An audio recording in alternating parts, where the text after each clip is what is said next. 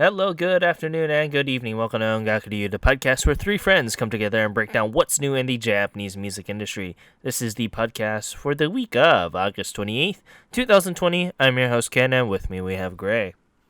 What's happening, dudes? And unfortunately, that's it for now. It's another Dos Compadres episode. Luna is currently partying it up, I guess. Yes. Yeah. If I remember correctly, it's some sort of party. I don't think it's a bachelor party, but it could be a bachelor party. No, I believe it is. Okay, cool. But yeah, how have you been? Yeah, I have. I've been pretty good. It's been a week. I'm doing a little job hunting and applying for a couple of jobs, but it's been a pretty decent week. I can't complain too much. How have you been there, buddy? All right, everything considering, we are in another lockdown again, but that's because we're in an island, and if we fill up the hospital beds here, we can't ship them out of state. Regardless, what have you been listening to as of late? I have been listening. I've been going back and listening to a little bit of our old MCs for upcoming episode, and I actually have a lot more of work I need to do, but I've gone ahead and started doing that. I have been listening to. What have I been listening to? The soundtrack for Dragon Quest XI. I've been listening to a ton of that.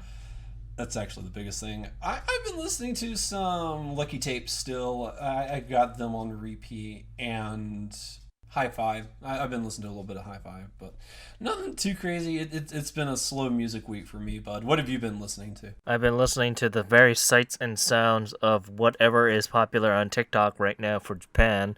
So I've been listening to Nissa's track, Mada Kimi wo Shiranai, My Pretty Girl. That's been really, really good. I've been also listening to Girl by Motohiro Hata, who's a phenomenal artist. Been listening to a lot of Hirai Dai because of the summer feels that everyone's been doing. So Slow and Easy's been one of the popular tracks. I've been getting that in my mind. I've also been listening to Ghosts in a Flower by Yorushika. She's also really popular.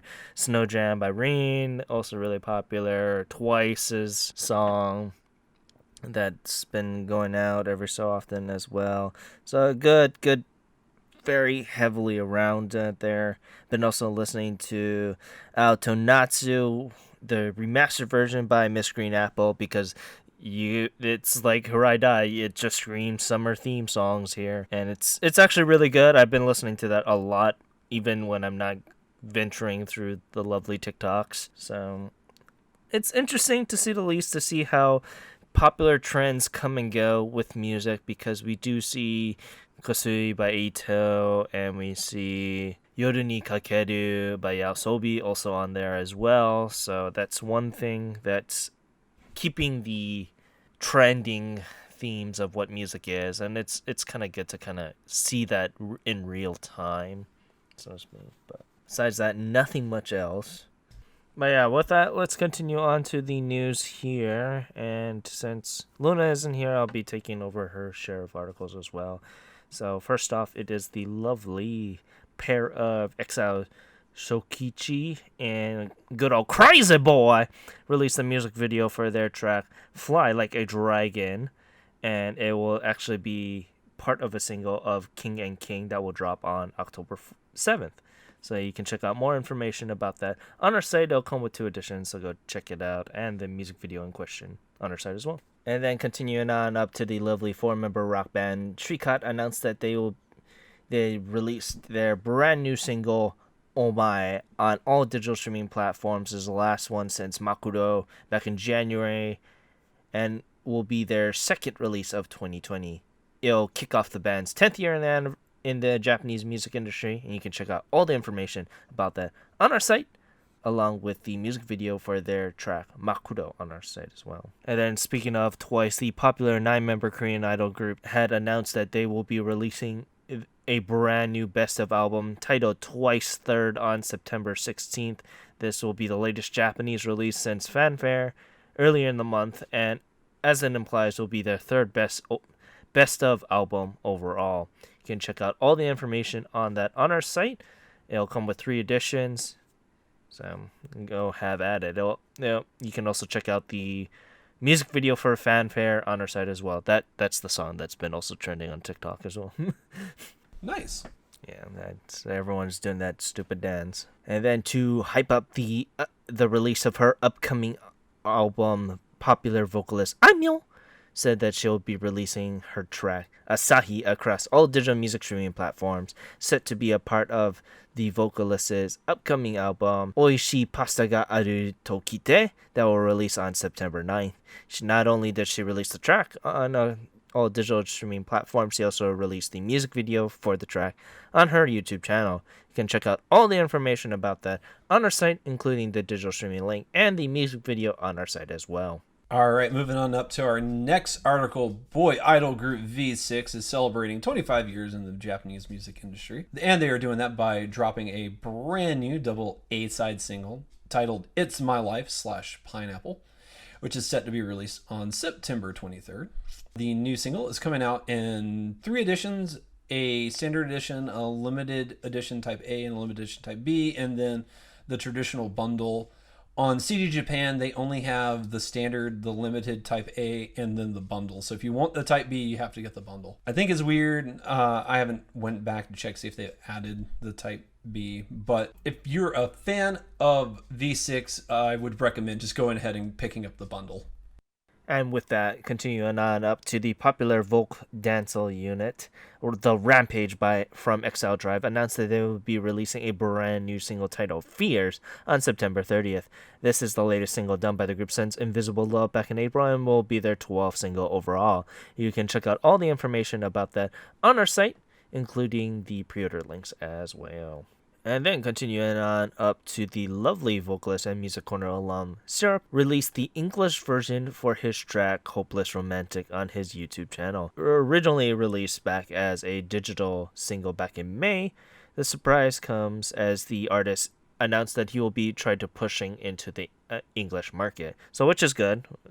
We've always wanted his success to come through this, so that's very, very good. He also set up an English site, so you can go check that out and go check out his music video for Hopeless Romantic on our site as well. And then continuing on up, the lovely vocalist Karin, she announced that she'll be releasing a brand new EP called Shiranai Kotoba Asenai across all digital music streaming platforms. This is the latest EP done by her since Kimi ga Ikiru Machi, and will have lovely tracks. It'll include hit tracks such as Jinsei Jozu ni Ikeranai and Sekai Sen, along with her recently released Naki Soda.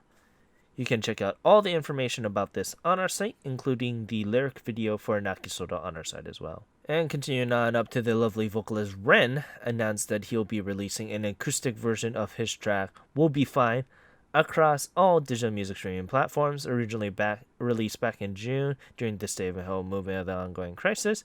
This track was meant to inspire everyone during these difficult times. You can check out all the information about this on our site, along with a music video for Will Be Fine on our site as well. And then continuing on up to the popular vocalist Mone Kamishiraishi, announced that she'll be releasing a brand new album titled Note on August 26th, so a couple days ago. Famously known as Mitsuha Miyamizu in the international hit film Your Name, she continues on her album streak since back in July of last year, and will be her 3rd album overall. It's good for her that she's kind of progressing in the industry. She's also be involved with a lot of great composers, which you can check out on her site. It'll come with 2 editions.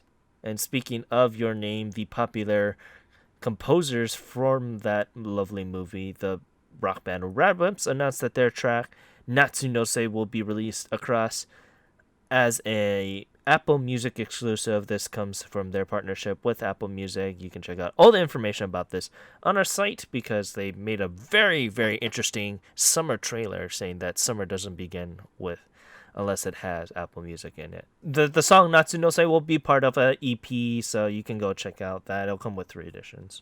And then continuing on up to the vocalist Osoda Kamishima, announced that he'll be releasing a brand new single, Yukedo ni Ame across all digital music streaming platforms. This was the latest release done by him since his cover of Circus Night with Mocha Shinsuka earlier in the year, and will be his first solo release of 2020. You can check out all the information about this on our site, along with the music video as well.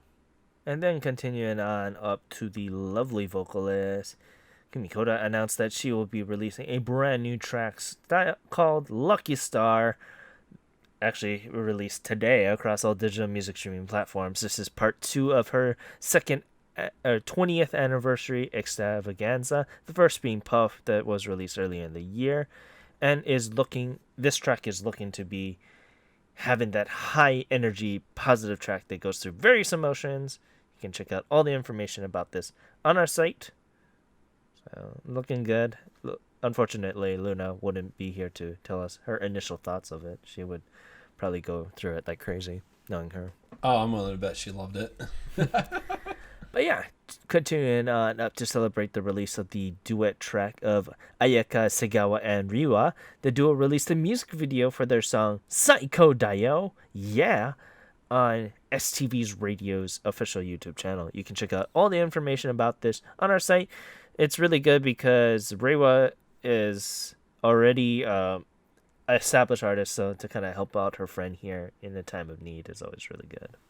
Very nice, very nice. And moving on up to our next article, we're going to be talking about pop trio group Perfume, as they have revealed they're going to be dropping a brand new single titled Time Warp, which is set to be released on September 16th. This new single is part of their Perfume 15th and 20th anniversary. So they've been together for 20 years, and it's been 15 years since their major debut. So they are doing the 15 and 20 anniversary tour.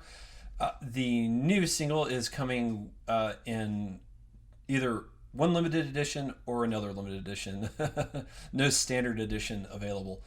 And one limited edition is coming with a cassette, so if you like that, that'll be cool. It is also coming with a DVD for both editions. So yeah, pre-orders are on the site along with a full track listing for everyone that's interested. And continuing on up to the lovely 3-member rock band Saji announced that they'll be releasing a brand new mini album, Hanabi no Uta, on September 23rd. This will be the latest mini album released done by the band since Hello April back in, obviously, April. And like all other previous releases, it has the theme of having an overarching short story feel. So you can check out all information about that on our site, including the music video for Sugar Orange on our site as well. All right, moving on up to our next article, we're going to be talking about 3-member rock band Bratz, as they've announced they're going to be going major with their major debut album titled Karma, and it's set to come out on September 30th. What makes this announcement particularly interesting is September 30th is also the last day that the lead guitarist is going to be with the group, as when they made the announcement that they are going major, at the same time they announced that the guitarist is officially leaving the group. And they have not announced plans past this, but I imagine the record label that they just signed on with isn't particularly happy. But if she doesn't want to be with the band anymore, then that's her prerogative. The new album is coming in 4 editions: a Type A, Type B, a limited edition with the physical sheet music, and then there's a digital version of the sheet music for another edition. Pre-orders are on the site. We also have one of their music videos, so if you want to check out their sound and get a feel for them, you can definitely do that as well. And continuing on up, the member of the popular boy group Chu Tokyo, Takeshi Matsuo, released a music video for his track Sorrow on his YouTube channel, and this is going to be the lead track for his solo debut album Utai Tai, dropping on September 2nd. He looks to take a different railway, with his unique vocal styles. You can check out more information about this on our site, including the order link and the music video for Sorrow on our site as well.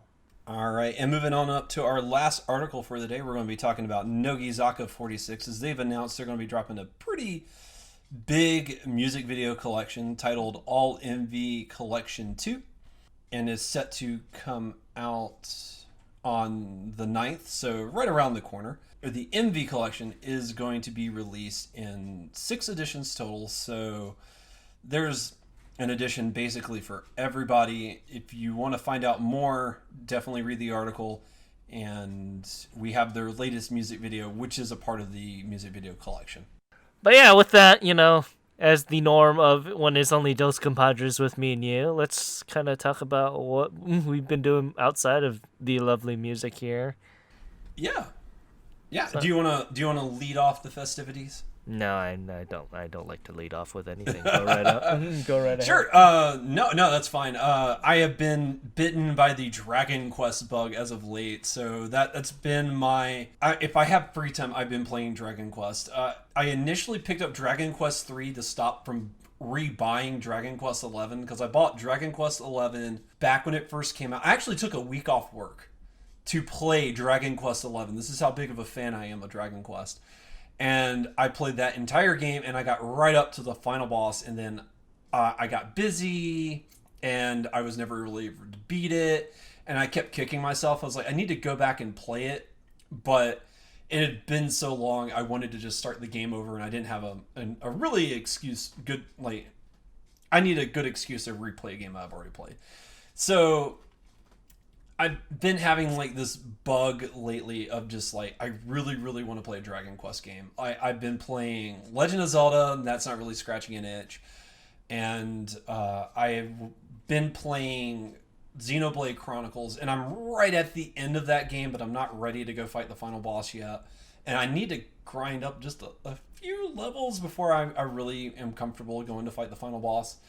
So instead of doing that, I was like, well, I really want to just do a good, really old-fashioned JRPG. Dragon Quest is, in my opinion, that's the mainstay. And so I've been wanting to play 11 for the Switch, and I was like, I mean, I could play it for the PS4. I own it for the PS4, but at the same time, I'm like, sometimes I just want to lay in bed and play a video game, So I was like... plus the definitive edition is on Switch, unless you bought it later. No, I bought it the day it came out. Yeah, so yes. you might as well just get it for the Switch because the definitive edition is on it. Yeah, although I'm not... There's some additions. There's a lot of things that they added to the definitive edition I absolutely love. I had to play through one part last night, though. They could rip out and I would be really happy because it wasn't part of the original. And that's the story of the game is divided into 3 acts, and very, very minor spoiler, I'm not going to get into too much detail, but in between act 1 and 2, things happen and the party gets separated. And what they did for the definitive edition was they're like, oh, we're going to tell the story about the immediate after effects of the party getting separated, and it kind of gives you more context of events. But I never felt like in the original game you needed them, and now that I've gone back and played the definitive edition, it slows down the game so much.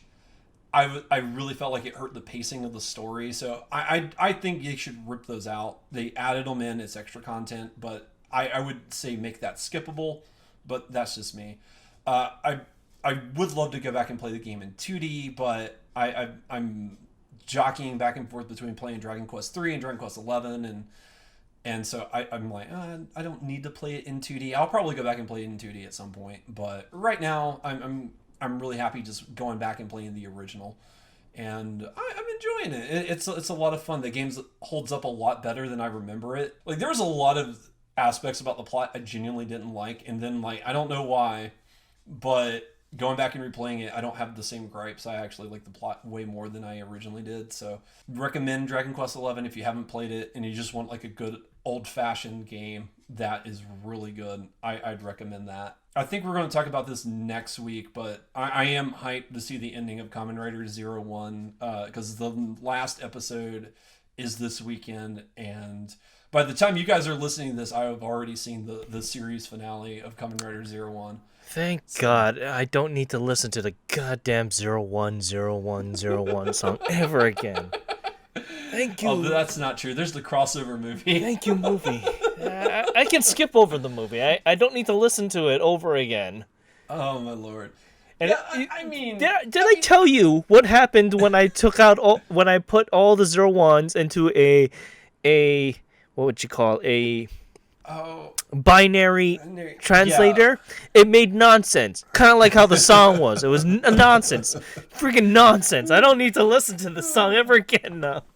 Realize made all the sense in the world. That's still high in my songs of 2020. Just as a heads up.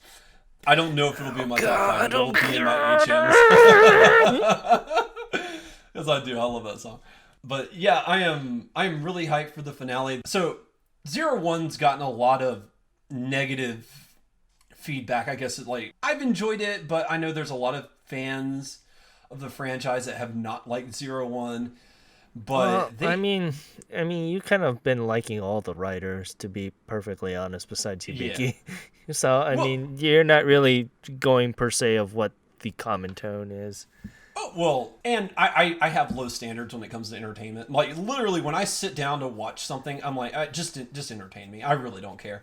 Yeah. So I'm not gatekeeping you or anything no, like fine. That because I haven't watched Rider in a long time, so I don't really give a flying patoot about what's been happening. But I've been seeing a lot of it being the old guard of kind of just being like, oh, I don't know what Ray was gonna do, but if this is gonna be the nice refresh of it, they need to kind of work on it, because come and think of it, this is going to be the next generation. You're going to set the tone for each generation. What was the last two resets, so to speak, of the generations that happened? It was Kuga and Double, and those two were phenomenal to not only draw in the old guard, but to draw in the older fans and new fans with that. So, I mean, it did its job with the newer fans, it seems like, but I'm not too sure if the old guard kind of liked it. That's what I've been kind of seeing, so to speak. Yeah, well, and really, if you're comparing and contrasting seasons, especially coming off of Build, even I haven't watched Build and Geo, so correct me. Sorry if I'm wrong on this, but really tone, tenor, gimmicks wise, and all that fun jazz, it really just feels like an extension of like late Neo Heisei. Really, like you just haven't skipped a beat, but. The story, the season divides itself into 3 arcs, very definitive 3 arcs. Arc 1, I really enjoyed. I thought it was pretty solid. Arc 2 is really bad, like really really bad, and I was absolutely. I told my friend, the middle arc of this series is the worst arc in all of Kamen Rider franchise I've ever seen. Even Hibiki? It's that bad, huh? Even Hibiki. Yeah, I mean, Hibiki has some arcs and stuff, but it's not as definitive. Like, we're in arc 1, 2, and 3. It has it's weird. Hibiki as a whole is worse than, I don't know. I would say it's about as bad as Hibiki. Let me put it to you that way. Okay. The middle arc is god awful, but the third arc is insane. Like if you can get to even the last episode, that middle arc is fantastic. That episode is fire, and and everything, like the back third of the series has been really really good. They have done something in Kamen Rider 01 that they only kind of flirt with the concept in Kamen Rider Kabuto, but they've never done this before, and I love it. So they do some. I mean, from crap. What I've been kind of poking in about through the interwebs on Tokusatsu stuff, they kind of go pretty rampant with the power levels from what I've been kind of seeing. So it's interesting to kind of see it this way, but we'll see how it'll continue with Saber and stuff like that. Yeah. I will say I'm eager to see how it ends, because the 3 episodes from the end, like I said, they pulled a stunt I wasn't expecting. I was not expecting. That blew my mind, and I was really happy with that it was one. They had one of those plot twists where I actually started screaming at my computer screen. I was like, "What?" If you were to rank it right now, where would you kind of place it? Because for the most part, I'm not gonna say that all finale episodes are bad, but for the most part, all finale episodes lead to kind of what the movie is going to do. So Yeah. Well, and as many, and I will say this: as much as I've loved Kamen Rider seasons, I can think of only like a handful of them that I actually enjoyed the final episode. So, because I agree, I don't think Kamen Rider usually does the best at wrapping up the storylines in a meaningful and interesting manner. Case in point, I love Kiva. Kiva's in my top 5. It's in my top 2 seasons of all time, and I don't like the way Kiva ends because they just kind of rush the ending, and Well, that ending is kind of nebulous. and they But kind of just merged everything with Decade anyway. So yeah, and they did that too. So Kamen Rider, they don't have a solid track record for ending the season well, but they've gotten better about it in more recent years. Like Forze has a pretty solid finale, Gaim has a pretty solid finale. Drive had a pretty good finale. Not really. I'm minus the last episode. The last episode that Urobuchi wrote. Yeah, like Yeah. I said, a lot of the stuff, the finale, the ending of it isn't really the ending. It leads into the movies. So Yeah. Well, and I've kind of lamented modern Kamen Rider for that because you know you look at the series finale of Blade, how they were able to do something really unique, really different, really interesting, and go out on the limb for that finale and do something different and unique. yeah, because You could not do that today. yeah, well, not only that, it's because they didn't rely on the movies as heavily as they do now. Yeah. They only Yeah. started relying on the movies from Decade on, and Neo Heisei era is the biggest criminal of that. Yeah.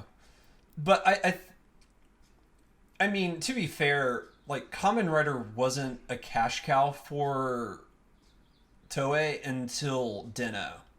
Yeah, it wasn't. And, It wasn't. and It then wasn't Den-O gonna is be. just like, Yeah. like that's why there's like that tonal shift starting with Decade is they're like, oh, you know, this is a cash cow now. We could really milk this. Yeah, but And then milk they have.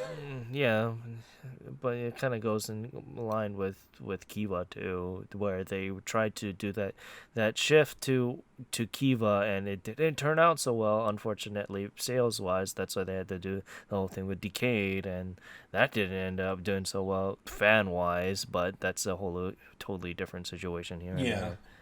Yeah. But still, you know, let's see. 01, I think it'd still be in my top 10. Maybe. I don't know. It's that middle arc. If you could rip out that middle arc of the series, this series would be in my top 5. Personally, me. Because I do like the characters. I do wish Aruto does really stays a stagnant character for the bulk of it, and they cram all of his character development with literally in the last 3 episodes. Like he's had some character development, some growth, but it's been very minimal. And What would you say is your top 5 then, as of right now? If you let's see, Double, Kiva, Blade, Fize, and 01. no, it would either be Gaim or Wizard. That's interesting that you would put Wizard in there. I mean, I liked Wizard. Wizard was very interesting. Well, I know Wizard gets slammed for being slow, but I really like the characters. Like the characters made that series. Not so much that of it being slow. It reminds you all the freaking time that he's the bringer of hope. That's the only reason why a lot of people don't really like it. And then the ending was rushed to fucking hell. Rushed to hell. So I actually like the ending. The one thing I didn't like was like the 2 episodes after the finale where they're like, oh hey, let's go do this anniversary thing, and I was like, no, it's not all that good. It's nice to see Decade again. Like then you don't really nice need see to. him. Technically, you don't even need to watch it. It's just a one-off, and it's the passing of the torch to Gaim. So Yeah, I watched it because I'm morbid curiosity at this point. I was like, and like I said, it was really nice to see Tsubasa again. Like Tsukasa. he's a Tsukasa because he's a great writer. He criminally understood writer too. But yeah, I did. I really liked Wizard. And Yeah, like the thing is, like with Wizard, if you're gonna go on a 3 arc thing, the third arc probably had the worst pacing of all time because they tried to make it into a multi-writer series, and then they found out that Gaim was gonna be that, and then they were like, well, crackers, we have to roll back on it being a multi-writer series because it's been a yeah. while since they've done a multi-writer series. Oh God, yeah. Because up until the last multi-writer series they really did, I think, was what, Decade? Because Double only has 2 writers. O's only has technically 3, but the third writer Yeah, is yeah. literally the Well, last 2 episodes. yeah, And it's technically 3. I mean, multi-writers meaning more than just 3, more than 3, more like 5. So yeah, which is it's interesting. Well, but you could tell it's how been a while. popular Gaim was because after Gaim, they Drive goes back to that 3 writer format, and Gaim and Ghost do, and then they haven't had 3 writers ever since. Yeah, they've always been multi-writer, but multi-writer has always been popular because they like to see that conflict between every single writer. That's the whole reason why when Ryuki first came out, Ryuki was just amazing because of what they did. Yeah, Ryuki. Yeah, but, well, I mean, the first time you do anything, it's like, oh my God, that was great. Ryuki is fantastic. That's a criminally underrated season, in my opinion.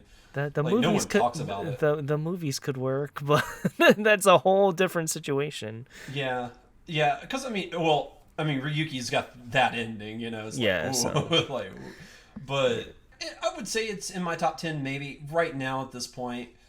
Like, I keep thinking about seasons I liked, and like the more seasons I think of, I'm like, you know what? I don't think it is in my top 10. It might be in my top 15. okay. Yeah, because like for me, I've Decade is number one for me because I've always loved Sakasa as a writer, and Decade was I didn't feel anything because I joined from Double On. I joined from Neo Heisei, and then Decade was the next thing. Was like, oh, okay, I understand the point of the criticisms that Decade had, but he's an overarching writer that extended past his series, and his story is still continuing. His story was still continuing all the way up to Geo, to that matter. Yeah, yeah. Geo is the end of his story because I did read in a press release that that's his final reprisal of the character. Yeah, And well, he has no plans to come back, which he may or may not at some point. I well, would. it's he's one of those actors that is in Toei's wheelhouse, and he loves doing tokusatsu for a long time because he's also in the Garo stage shows, and he's been involved with that too. That's probably Oh, another thing nice. that he's really involved with. Yeah, yeah, he's one of the main Garo people. That's for the stage shows anyway. But yeah, what Decade is probably up there. Probably number one for me. Double is also up there, but it probably goes Decade, O's, Double, Forze, Gaim. I think it just goes in that order, just the order of when it got released. Yeah, Bec- well, and I mean all of those seasons are fantastic. I know Forza gets a lot of criticism, and I don't. I kind of see it, I guess, but I had a blast with Forza. That's just me, though. I thought the characters were really likable, and I loved Kamen Rider Meteor's story arc. yeah, I thought his story arc was fantastic. Meteor's arc was amazing. The ending was amazing, and the movies made sense for the most part. For the most They, part. for the most part, they made sense, and that was the one thing that I did really like. Yeah. So plus the power of friendship rules over everything at that point. Yes, yes. And I'm always a sucker for stories that really lean into themes of friendship and family. Those are the two big things. Like, if you want to sucker me into anything, stories of friendship and family, both of those, I am into them 188%. That's my shtick. I love it. and that season is just like, hey, I want to be friends with everybody. I'm like, I can relate to this. I love being friends with people. It's awesome. Yeah, so I'm surprised with that. You're not really a stickler with Sentai for that matter. Here's the thing that gets me with Sentai is I'm very much I no matter what medium I'm consuming, I'm very much about the story. I like the characters, the plot, where it's going, and stuff like that. And for me, a lot of the Sentai that I've watched, now I'm not going to sit here and say this is true for all Sentai or every season because I'm certain it's not. But for the seasons that I've seen, the plot is usually threadbare, and What seasons have you watched? And it's just to kind of I kind of want to know. okay, I've seen three. Like I'm on my third season, so I've not taken the dive. I've watched Gokaiger, which does not have a threadbare plot. It was one of the like that one's got a mildly convoluted plot, but it's been a long time since I've seen it. I've watched Kamen Rider versus not Kamen Rider versus Lupin Ranger, Pata Ranger versus Lupin Ranger, and Yeah, and that gets a lot of criticisms. yeah, And, I and love then the premise, I love the concept, but the plot goes nowhere. yeah, And I'm like, well, and then Kira Major, right? yeah, I'm in the middle of Cure Major. I would suggest you really watch Shinkanger. Shinkanger's Yeah, plot is fan-freaking-tastic. And if you don't want to deal with the Japanese, just watch Power Ranger Samurai. It's the exact same thing. Ha ha ha. yeah. I have my best man at my wedding. He's super into Power Rangers, and he hates Samurai because he's like that's the literally the only season that they had to give writing credits to the Japanese Sentai. Yeah, to the point It that was so close. the character flaws are the exact same thing. The Pink Ranger's character flaws of her cooking bad is exactly taking over from Shinkanger's one. Like I would suggest like I know Sentai has its things with story and stuff like that. I completely understand. There are some gold nuggets, so to speak. Like Shinkanger is one of them. Go Yeah. Busters is another to an extent, but they just were Well, like and they had to go after Gokaiger. That's why everyone was hating on it. well, and I enjoyed Gokaiger. I did. I enjoyed it, but it wasn't enough. I didn't enjoy it enough to where I was like, oh, okay, I want to watch the next season, which does stink because I hear the next season's actually fantastic. Go Buster, and Yeah, Go Buster is I've been kind of kicking myself because I do want to go back and watch it now. for me. Go Buster is criminally underrated. It's just that everyone compares it to Gokaiger. That's the only reason why a lot of people don't like Yeah, Go Busters is because of that. They compare it to Gokaiger, and they're like every season of Sentai isn't gonna be like Gokaiger. It's Gokaiger was special. They're not gonna do anything like this again, and it's gonna get to that point that next year's next year's Sentai isn't gonna do something like they did with Gokaiger because it's going to be the 40th. It's going to be the 45th anniversary, and 45th anniversary. Yeah, yeah, the 45th anniversary, and so they're not going to do anything special. They didn't do anything special for the 40th, so they're not going to continue that line of having the spirit of the Red Ranger. So Aqua yeah, Red, they're not and, going to do that again. and I think the reason they picked 35 was they still had the original Go Rangers around. Like the original Go Red is still around, and they had him, and they were able to use him, and now Gokaiger's pushing 10 years old at this point, and Yeah, so I you know mean, it's a lot you, harder to get like it's those. it's hard. Yeah, no, I can totally Yeah, understand because of how everything is with the lovely thing of life. yeah, age is a factor. So, but in the other season I really want to watch is Deca Ranger. Oh yeah, no, Deca Ranger is amazing. Deca and Q Ranger. The reason why those seasons were also really strong is because they had an overarching story to the overarching Yes. universe of Sentai that they had. Yeah, The movie of Deca Ranger versus Q Ranger versus Gavin is absolutely phenomenal in my personal yeah, opinion. and see, and that's just goes to my taste. Like when I sit down and I watch an episode, I want the episode to be forwarding the plot in some manner.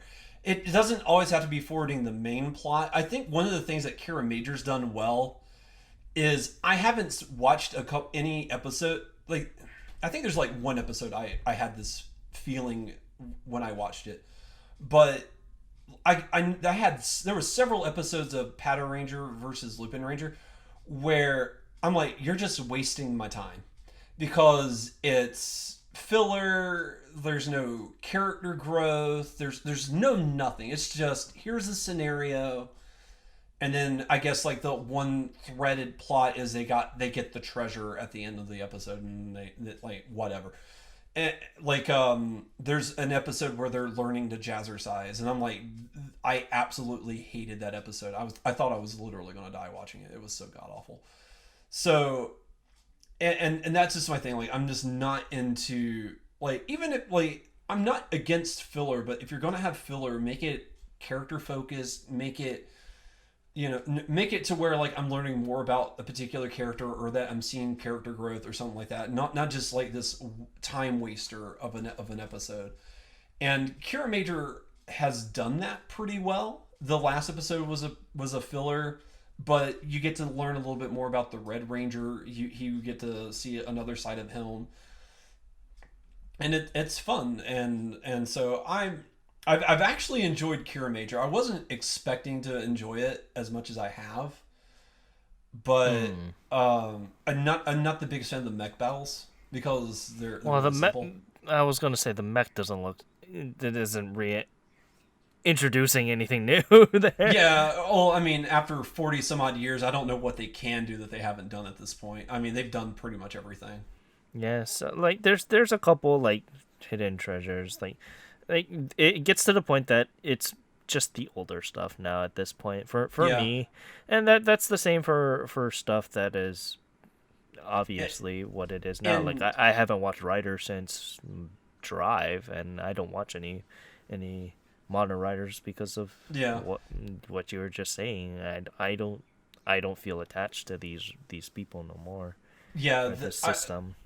Kamen Rider Drive is a fantastic season, and I think it doesn't get the love it deserves because it came right after Gaim, and everyone's like, because Gaim did something so different, so radical, and then Drive is pretty straightforward Kamen Rider. It's very Yeah, I mean traditional. it's the team that made Double. That's why Yeah. I liked it, Oh from my God. personal opinion. So Oh yeah, I loved it, and maybe that's why I went and loved. Maybe that's why I love Double so much because I watched Gaim, and when I started watching Drive, I actually liked for a brief period. I actually liked Drive more than I did Gaim, and it wasn't actually up until the rewatch of Gaim. I actually did like Drive more than Gaim, but now that I've rewatched Gaim, I feel like Gaim holds up really, really well upon rewatching. I was well, like, you another know, thing too. Like I understand the criticisms would Drive. It's mostly because how they made the main writer. He's kind of one. They kind of evolved him, but he was one straight beat, and they introduced Mock, who's all over the place and oh had God, I love Mock. different arcs to what his character development was like, and that's why everyone really liked Mocked better than it got to the point that they really just wanted it to be the Kamen Rider Mock show. Yeah, well, and I mean his connection to the main antagonist of that season shows like the writers were really just into Mock to the point to where he's the guy that takes out the main villain really. Yeah. And Drive's like, I'm doing this other thing. So yeah, but I did I really enjoyed Drive. I thought it was great. Ghost is like the big disappointment. I'm like, Ghost is not like Well, with Ghost, like I said, like I've talked to you off the air about this. The whole thing of is they writ themselves in a wall of how many things there are. yeah. Oh yeah, you're totally right. That's the thing. Like when I saw that, I was like, "Ooh, it's kind of like the Forza thing where they can't randomly make up the icon things because they already gave themselves a limit of how many there are out there in the world." Yeah.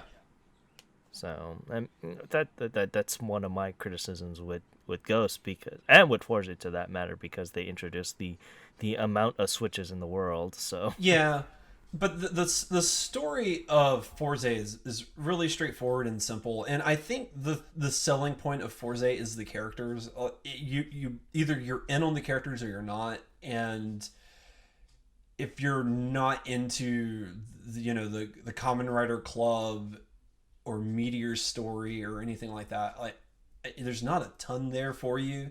Oh yeah, like I said, if you're not into what you just said, like if you're not into the club, that's it. You're Yeah, gonna have a bum time with yeah, this with the series because such involvement has to do with how the club members yeah. interact with each other and Oh stuff yeah, like that. yeah.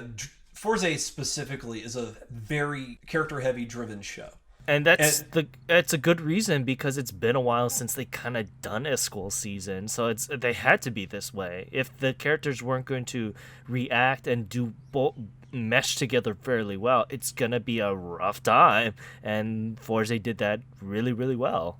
yeah, and Force also done this really good job of taking these students who, under normal circumstances, wouldn't even be remotely interested in getting to know each other and genuinely forming what is a believable Yeah, friendship that it's they a yeah breakfast club of writers basically. yeah it really is and like I wound up loving Forze. Yeah, Forze is great. I know O's gets a lot of love, so I don't feel like I need to give O's much love. I did like O's, but I know that's like a super beloved season, and Yeah, I and appreciate that. yeah, like with O's, it's the character development that progressed with Forze started with O's because of the back and forth that AG had with Ankh.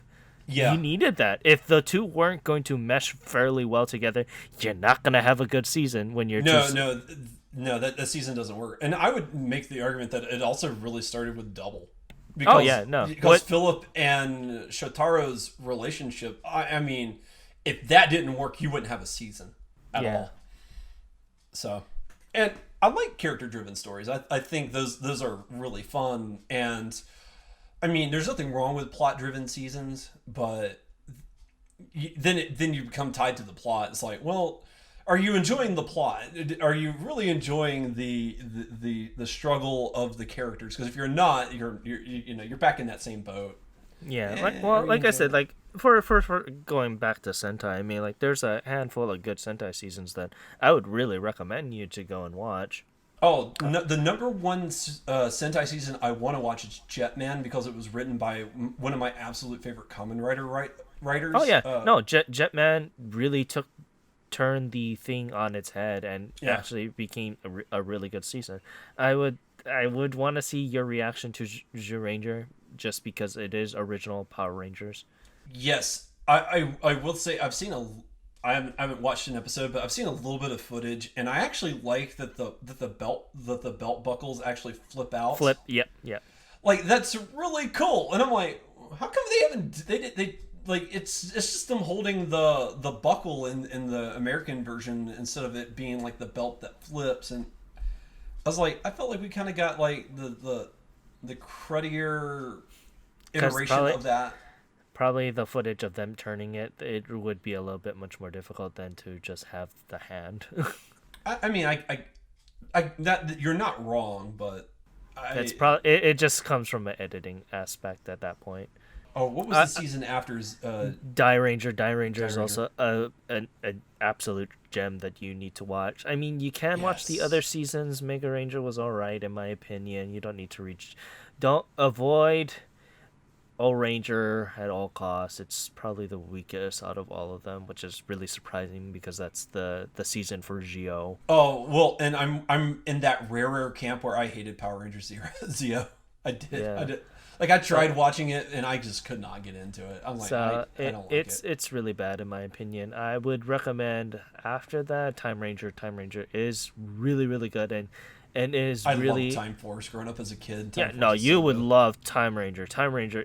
They pick up certain beats and certain plot points that was adapted fairly well from Time Ranger to Time Force, but Time Ranger was really really good in my personal opinion, and it is my one of my favorite Sentai seasons of all time.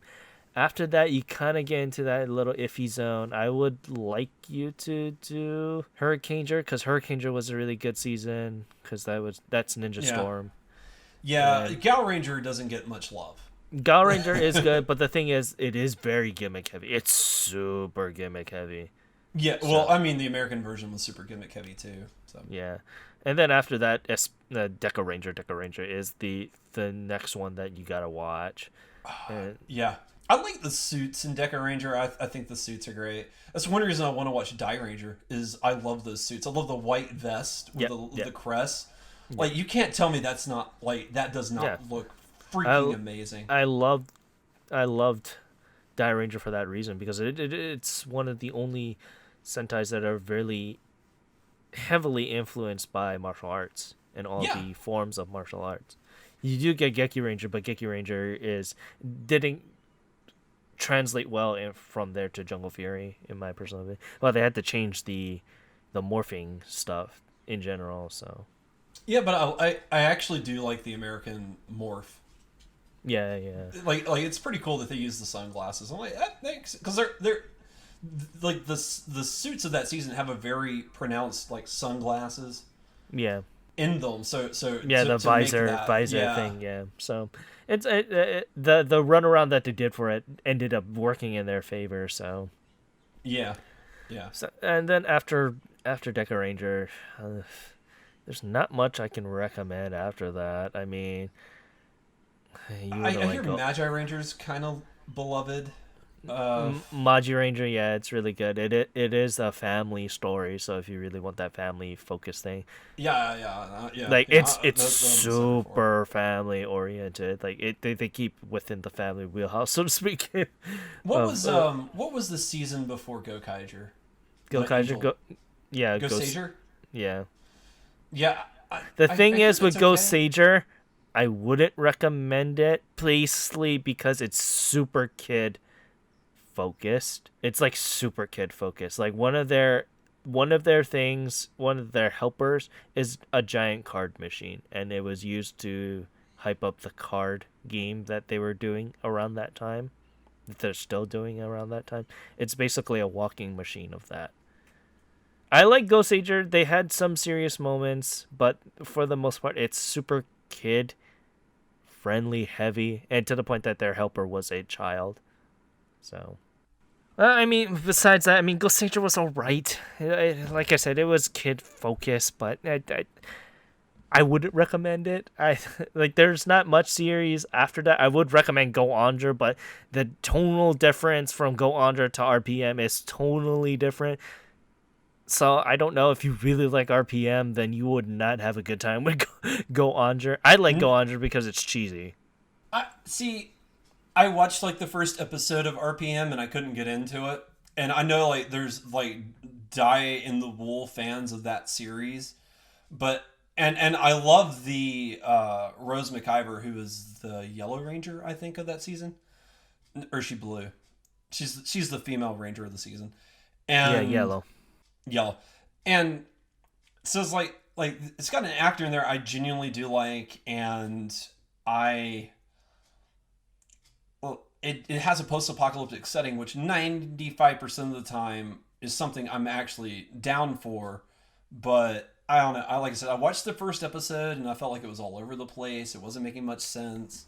Oh yeah, And because they had to cram all the information from what their world setting is to what they used the footage from for Go Onder. And that's my thing. Like I honestly I'm not afraid to say this. I'm not a fan of RPM. I've watched a handful of episodes and I mean I understand its appeal, but yeah, I like that cheese and my friend that me and you know yes, gets on my case because he really likes RPM and he ended up really liking he's gonna like Beast Morphers because Beast Morphers is a continuation of RPM.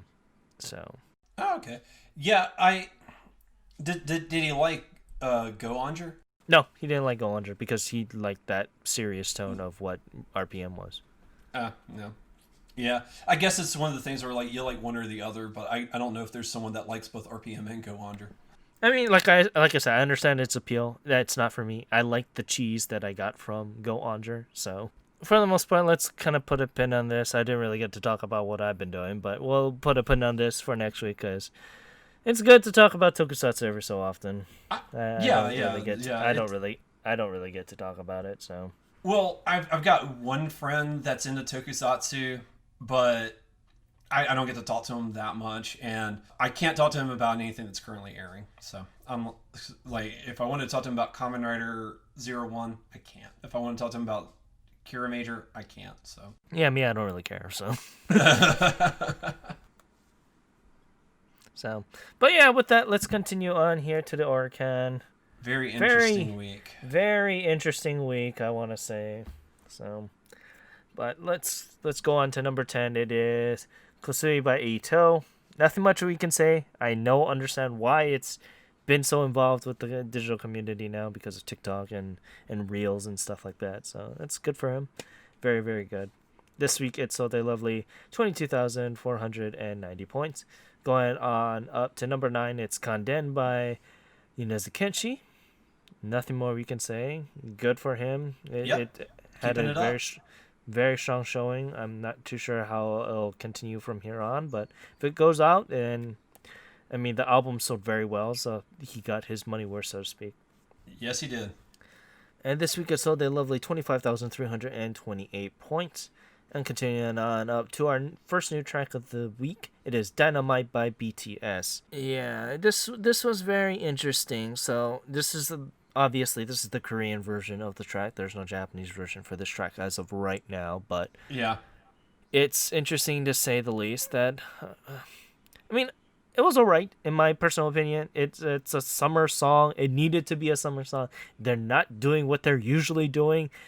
Thank God, in my personal Yeah, opinion. they're not doing like the weird meowing or any really thing off the wall. This is basic. Very, very, very summer tune, basic, and it needs what it needs to be, and it's good. Oh yeah. I personally liked it. Listening to it, and watching the music video. It was a nice treat. But yeah, it's. Yeah, I I didn't need this focus. kind of thing to be. You just do what you slowly need to do. You don't need to reinvent the wheel with the pop and lock stuff every single time. I love this. It's not my favorite song of the week, but it was surprising. It was really good. I've hit this mindset where every time we cover a BTS song, like I'm just like I'm not gonna like it, and if they do like a good ballad, I wind up liking it. And I really like this song. I felt like it was really good. The rap had a good flow. It actually has a melody, and the melody is nice. It is very simple and basic, but that's not knock against the song. I felt like that's a really solid compliment because they were able to just stick with something and it works. It works really well, and yeah, I thought it was fun. It's enjoyable, and that's what I want to hear, especially in a summer song. If it's not fun and enjoyable, then you're doing summer songs wrong. Like this needs to be fun. It needs to be enjoyable. Like you just need to get the listener just caught up in it, and I feel like this song does it. Like it's got a good hook, and it delivers pretty well. And yeah, these guys killed it. Like I thought it was really well done. It's one of my favorite songs of the week. I think we're only going to talk about one other song I liked actually more than this. So it to be one of my favorite songs of the week, I was surprised, and we'll see it again. I'm certain. This is not physical, so we'll see Yeah, it yeah, again. it was only digital only as of right now, but it was probably released to a AEP or something like that. But Probably. regardless, Dynamite sold fairly well. It was 26,568 points. Continuing on up to number 7, it is Yoru ni Kakeru by Yaosobi. Once again, I understand why it ended up becoming really, really popular because of all the lovely TikToks and such. So Yep. good for her. It's really good regardless of how you get that fame. And this week it sold a lovely 28,856 points. And continuing on up to our second new drop of the week, it is Dazzling White Town by Saint Snow. So It's unfortunate that Saint Snow had to appear after our resident Love Live person is gone, but it is what it is. She actually really likes Saint Snow, and she was actually pretty sad that she's not on this episode with Saint Snow being there. And so, how did you feel about the song? Because obviously, I'm not a fan of Love Live all too often because I haven't watched the anime or I only played the game, so I'm only there as the franchise wise, but not as a series wise. So how'd you feel about this track? Yeah. Well, I've only seen the first 3 episodes of the original Love Live. I haven't watched Dark Wars or anything like that. But I will say Dazzling White Town was fantastic. This was my song of the week. And I felt like these 2 girls just killed it. I loved the rap portions in it. I wasn't even expecting a rap portion, I'll be honest. But the verses that are rapped are done really, really good. And the melody is just fantastic. The vocals in this are superb. It's a duet, and I mean, they just killed it. I felt like this is easily the song of the week, and it makes you want to pick up Aquars, but not for Aquars. It makes you want to pick it up for Saint Snow. So yeah, and that's the whole thing that I believe the second season. I'm just kind of spitballing. I'm not too sure, but the whole thing about the second season is that they inspired these 2 girls to kind of go up and become an idol group as well. And it's interesting to kind of see that they have that versus of Aquars versus Saint Snow, which is really good. I really did like that aspect of it. And I'm personally, I like the idols stuff that they're doing, but the fact that there's 2 of them kind of really works out very well because they can play off each other much more better than the group aspect. Yeah, like once you get to a certain number, you can't play off of 7 other people. Like it's just not possible. But if you got like that one-on-one, you can play off each other. You can work with what each other's doing, and like I've not seen any rapping in the girl idol community.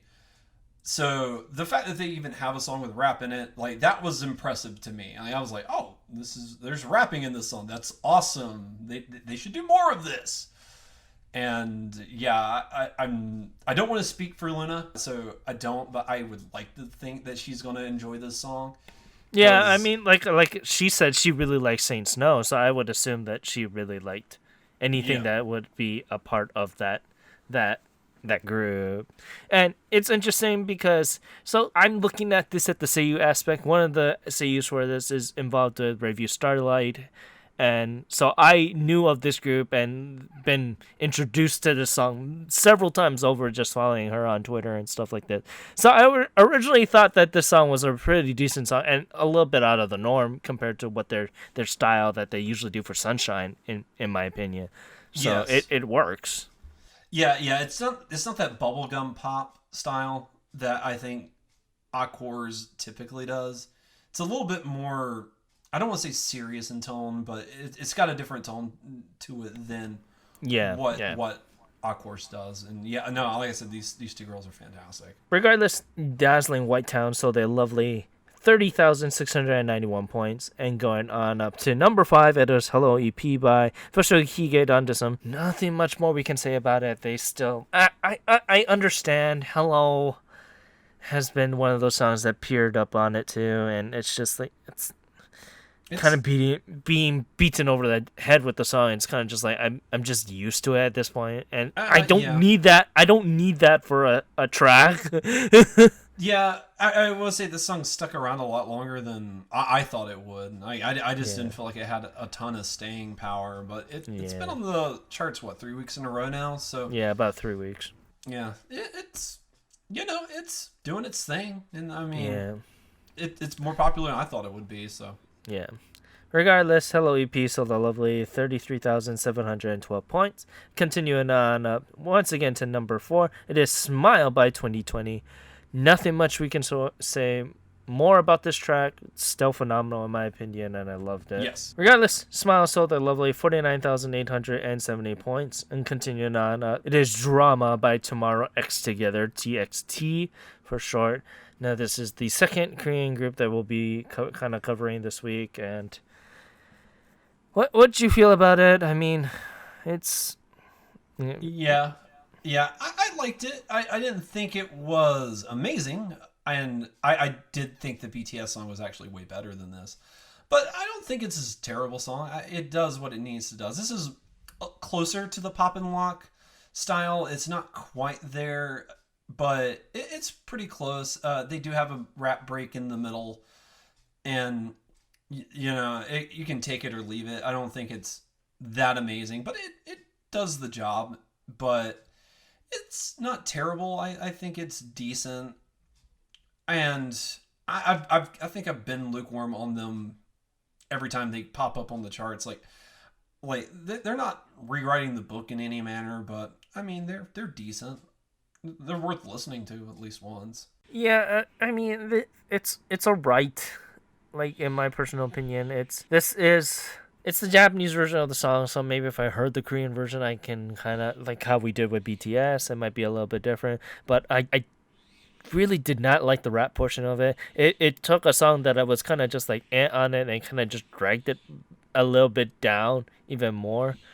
And Yeah, that's the whole thing for me. I felt that I wasn't gonna be like, oh yeah, it's alright, yeah, but it's okay. yeah, I mean that's how I technically feel about that. And I do like the fact that they're all dressed up like Haikyuu people in the music video. So Going that extra mile there. regardless, drama sold a lovely 93,250 points. And continuing on up, Date Date Date by NMB48. So it's been a while since we've done this. So how'd you feel about it? Yeah, no, I really like this song. I think it's kind of basic. I think it's kind of a return to form, so to speak. But NMB40, I think this is a very necessary song, just given the group and everything they've been through. I think this is exactly the song it needs to be. Just a return to form, just coming back and just hitting a song that really just hits all the right notes and is rather simplistic in its take, but it's enjoyable and it's fun to listen to. I really enjoyed it. I felt like it was a pretty solid song, and I felt like they did a good job overall. Yeah, I mean, it is a return to form, and that's I feel kind of bad because this song is all right. They're not changing anything. And No, it is they're not. it is a reintroduction to the group because it's been a while since the 48's done anything, regardless of your AKB, HKT, SKE, Yeah, NMB. it's been a quiet year for the 48s And overall. it's to be understandable for everything that was going Yeah, yeah. on. So it's not going to reinvent the wheel. It does have that nostalgic feeling, but that's because of it's Akibaro writing it, and he's the guy that used to write every single track for them. So, but it's alright. It sold very well, regardless. Sold 198,500 points. So, it's the 48s taking what the 48s do well. So, Yeah. And to be fair, I think probably number one took a little of the wind out of the sails of this one just a little bit. I think maybe if it was a different week, it might be a slightly higher number. Not yeah, drastically, but just slightly higher. it'll probably reach over 200,000. Yeah. But yeah, regardless, going on up to number one, it is Relive by Kanjani 8. Okay, I was So, curious if it was relive or relive. how do we feel about it? I liked it. I wasn't sold on this song in the beginning, opening moments of it, and maybe it was the performance that I listened to. But it picks up. It becomes a really good song in the middle of it. Just the melody's good. The vocalization work, and the harmonization work is fantastic. They it's a really good song, and I if it was available digitally in the States, it'd be on my phone. So I mean that's the highest compliment you can give a song, and I enjoyed it. I thought like Kanjani 8 they knocked it out of the park. I felt like this was a really solid song, and I mean they're not reinventing the wheel either, but I mean they do Yeah, what they do and they yeah, do it well. that's the thing with this. This is really really typical Johnny style, and they perform it with a T, and that's really good for them. I'm not gonna ask them to reinvent the wheel because Kanjani 8's already into that style, where to the point that they are gonna do traditional Chinese style. Yeah. There's nothing more we can say for that. Yeah, and sometimes once you get to a certain point, it's about fine tuning the machine. It's not reinventing the wheel. So Yeah, so they're a fine tuned machine. They're doing excellent. they're firing at all pistons at this point. So with their tracks. So, but regardless, Relive sold a lovely 325,888 points, or I should say copies, because this is physical release, because Johnny's. Yeah, it is. It is Johnny's. But yeah, with that, let's continue on to the albums here just a bit. Kind of pick and choose here. Traveler's still on there. Biss with their anti-conformity superstars on there at number 8, so good for them. I'm anti-conformity as well, so I am behind the message, even if I don't like the music. Hana no Kai, I Beg You, and Hanu wa Yuku by Aimer is at number 4. Good, because, Aimer does good work. Yeah. Then Reza Sulin's second album, Era, at number 2. Good for them, honestly. It's they are a group that I've always championed, and they've done very, very well. And this is the exclamation point to show that they do belong into the overarching franchise of Bang Dream. So good for them.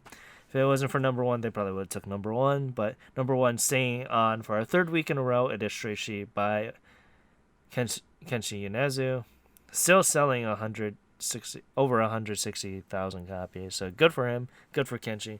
Like I said, we said, he's probably going to be top artist, top album of the year. So yeah, this is what, 3rd week it's been, 2nd or 3rd week it's been on the 3rd week. He's still selling over 100,000 copies. That's not seen. That's not a common thing. For album wise, it kind of is. Well, yeah. Because if we were to put all the numbers together, I would think it's at least over 1.5 million copies sold at this point. Probably combined, yeah, easily I would say over that, yeah. So. It's a very popular album. Yes, that is for darn sure. But yeah, with that, I want to say thank you for joining us on this episode of Ongaku to You. Hopefully you like our talks. I do enjoy our talks that we have when it's just me and you. So, but yeah, you can find us on all the social media sites at Ongakuryu on Twitter and Instagram. You can find the site at ongakuryu.com. You can also find our YouTube channel where we have various of things that are going up. So you go check that out. Just look up Ongakuryu on YouTube. You can find all of our affiliates. Koryu Hunter, he is a Twitch streamer. He just finished his horror spooky week, so you can check him out at twitch.tv/KoryuHunter, KYORYUHUNTER. You can also find our other affiliate, Timbertath, who is doing all the lovely things with Paper Mario right now. You can check them out at twitch.tv/Timbertaft, TIMBRTFT. You can also check out Luna's sister Rose, who is a Twitch streamer that does a lot of the Monster Hunter stuff. You can check her out at twitch.tv/RainstarKitty, RAINSTARKITTY. And lastly, you can check out our affiliate, Fangirl Has No Name. She does a various amount of games with the Zelda community being her heart and soul. You can check her out at twitch.tv/fangirlhasnoname, FANGIRLHASNONAME. You can also check out the podcast that I do with Fangirl, Kill, and Timber called Podosaurus. And like I said last week, it was just me and Timber once again, and the shenanigans that go on there. We talked about the lovely Kingdom Hearts series and how that is a bonkers of a series at this point. You can check that out by looking up Koryu Hunter on all podcast streaming services. You can find me on Twitter at OTYCan1, where I talk about Bang Dream, Aina Aiwa, Seiyu's games, Bang Dream, light novels, Bang Dream, PlayStation, and basketball. And did I say Bang Dream? Bang Dream. You can also find Luna at LunaMarie87 on Twitter and Instagram, and all the lovely anime stuff as well. You can find Run for That, Run for D, and where can we find you? You can find me on Twitter at OngakuGray, where I tweet about what I'm watching, what I'm playing, all that fun jazz. So if you enjoyed that conversation that we had earlier, you get more of that on my Twitter feed. Cool beans, cool beans. I want to say once again, thank you for listening to this week's episode of Ongaku to You. I'm your host Ken, saying thank you very much, and have a great day. Aloha. And this is Gray. See you guys next week. Hope everyone has a wonderful week. Bye-bye.